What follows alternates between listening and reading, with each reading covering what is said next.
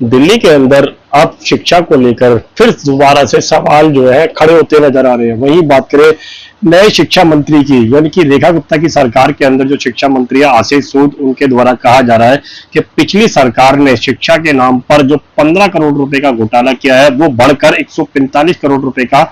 घोटाला जो है वो बन चुका है। और इसी को लेकर आम आदमी पार्टी के ऊपर सवाल जो है खड़े किए जा रहे हैं। मगर बात करें उस समय की सरकार की, यानी कि उस समय जब आम आदमी पार्टी की सरकार थी तब भी दिल्ली के स्कूलों को शिक्षा के नाम पर यह कहा जाता था कि शिक्षा की जो है वो दिल्ली के सरकारी स्कूलों के अंदर बेहतर हो चुकी है। मगर तब भी कोचिंग सेंटरों की संख्या जो है वो बढ़ती नजर आ रही थी और इसी को लेकर आशीष सूद की तरफ से आम आदमी पार्टी के ऊपर आरोप लगाए गए हैं। मगर यहां पर बात करें अभी भी दिल्ली के अंदर कोचिंग सेंटरों की संख्या जो है वो इतनी ज्यादा है जिसका प्रॉफिट सीधा सीधा कोचिंग सेंटरों के मालिकों को मिलता हुआ नजर आ रहा है। मगर यहां पर बात करें सरकारी स्कूलों की, अगर सरकारी स्कूलों के अंदर शिक्षा मिल पाती है तो फिर कोचिंग सेंटरों की जरूरत क्यों है? इस तरीके का सवाल जो है वो बिल्कुल खड़े होते नजर आ रहे हैं, क्योंकि परिजनों को लगता है कि सरकारी स्कूलों के अंदर शिक्षा के नाम पर सिर्फ घोटाले किए जाते हैं या फिर शिक्षा के नाम पर खाना पूर्ति की जाती है। इसीलिए प्राइवेट स्कूलों के अंदर जाकर वो शिक्षा लेना पसंद करते हैं और यही चीज कोचिंग सेंटरों में भी देखने को मिलती है।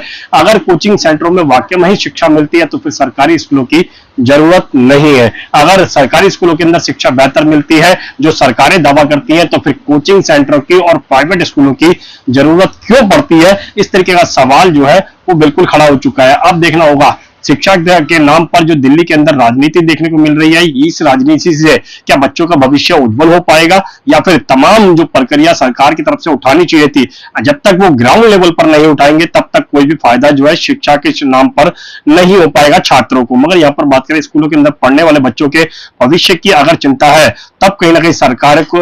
को सरकारी स्कूलों के अंदर वो शिक्षा देनी होगी